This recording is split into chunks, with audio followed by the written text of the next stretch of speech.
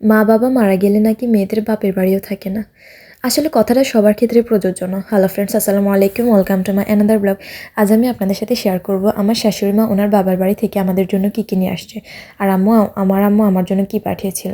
এই যে দেখেন, এগুলো হচ্ছে টক দই। এগুলো আমাদের নোয়াখালীতে যে কোনো অকেশনে ধরেন এগুলোকে ডেজার্ট আইটেম হিসেবে ব্যবহার করা হয়। লবণ চিনি দিয়ে গুলিয়ে শরবতের মতো করে খায়। আর এই যে দেখেন, আমার হাজব্যান্ড সব কিছু বস্তা থেকে বের করতেছে।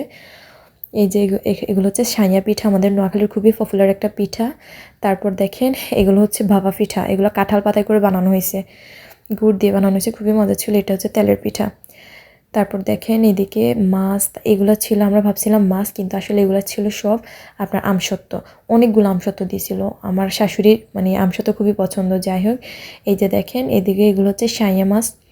সাইয়া মাছগুলা আমাদের নোয়াখালী সাইয়া মাছ বলে, তবে এটা হচ্ছে সিরিং মাছ। যাই হোক, এগুলো এখন এই যে আলাদা পলি করে পানি ছেড়ে দিয়েছিল, অনেকক্ষণ হয়েছে তো, আর এখন একটু গরম পড়তেছে ওই জন্য।